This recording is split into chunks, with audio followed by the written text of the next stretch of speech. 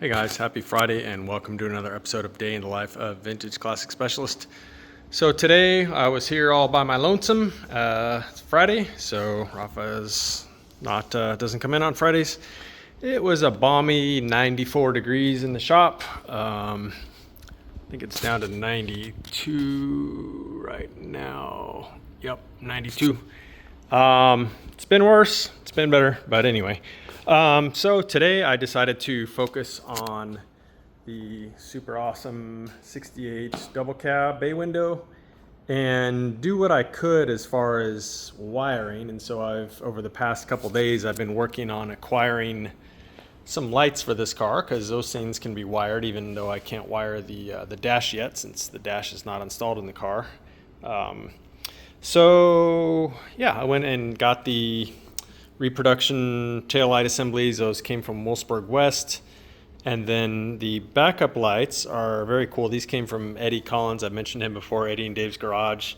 He had a pair of really nice original, I don't know if you'll be able to see the logo. Yeah, you can kind of make it out there. Hella lenses and really nice bezels that were nicer than the ones we had, which were, well, the lenses that we had, they came with this bus, were no good. One of them was cracked really bad. The other was cracked, kind of.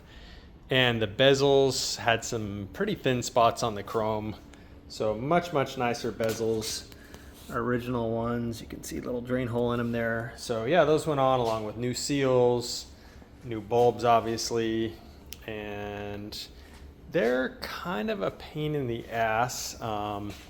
I think that the openings in the body are maybe a little tight, and that caused the seals to be kind of a little short this way, which made getting the bezel into the groove that it sits in pretty challenging, but I think I got them in there pretty good. It took some struggle, but they're in.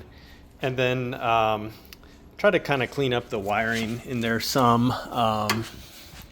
So you can see now how I've got the wiring going to the rear indicator and then up to the brake light, which you can see up there. So I'm gonna do something with this wire here, probably tie it back there like that a little bit so it won't really show. And then I did also run the wire up and over. You can see this one dangling right here. That's the one that will eventually go to the tail light, or excuse me, the license plate light. And then likewise got the wires over here on this side, kind of tidied up a little bit. Still a little bit more work to do. I don't like the way these are kind of sticking out, but I'll tie those back in there some way and it'll look super clean.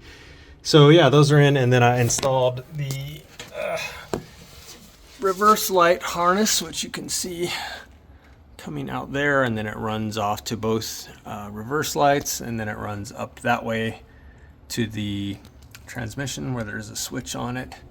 So, you know, not the most exciting stuff in the world, but again, part of a build. Things got to be wired. They don't wire themselves. So the other thing that I did was, actually, since I'm standing right here, I did get part, at least, of the front turn indicator assemblies. I don't have the lenses, though. Miscommunication. I wanted everything, including the lenses. Didn't get the lenses. I'll have them Monday. So these will go on then. But in the meantime, what I did get for the front from our friends at Wolfsburg West are these bitchin' genuine hella H4 headlights, which is exactly what I wanted for this bus. And so you can see they've got the kind of flat H4 style lens, or not H4 style lens, they are H4s, which I think look super appropriate on this bus because this bus is a hot rod, and I just think H4s look really cool on cars that have non-globe style headlights. So in other words, not an early Beetle, say, like this, or an early bus. H4s look kind of weird, even inside the globes. But on a car like the 69 over there that's got upright headlights, or a bay window bus, I think they look really cool.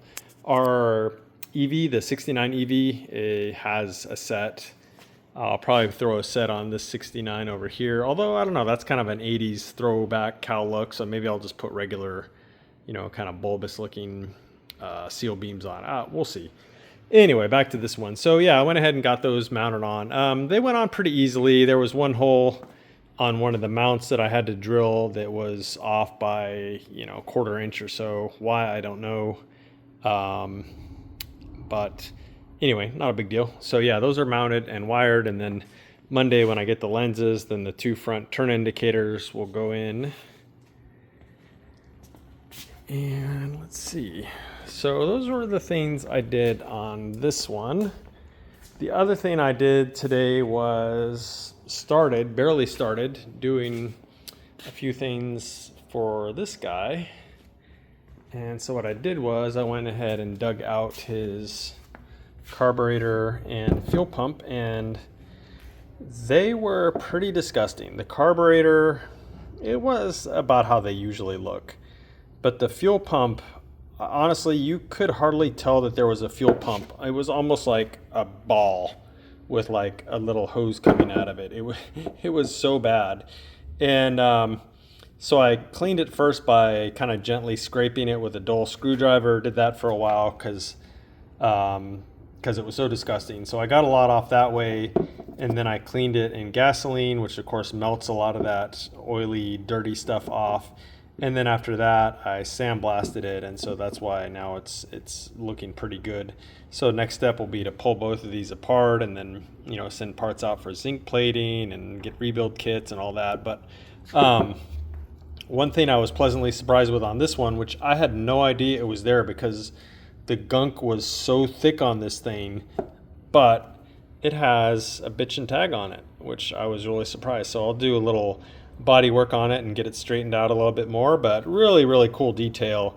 Super glad that's on there. But again, this thing was so thick with gunk, I did not even know that tag was on there. So it was like an archaeological dig going through that stuff and uncovering this tag, which is kind of exciting for VW nerds anyway. So anyway, that's what I did on that. You know, just getting the process started. Probably Monday I'll go ahead and tear these apart and think about sending some parts over to Zinc.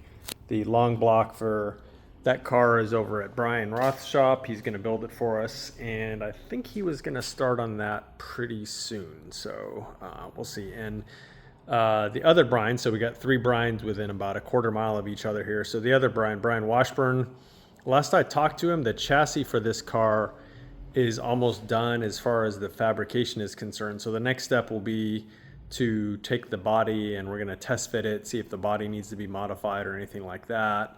Body will go to San Diego for stripping and painting or reviving the gel coat, and the chassis will go to powder coating, and then eventually all these things will find their way back to the shop and we'll build a buggy.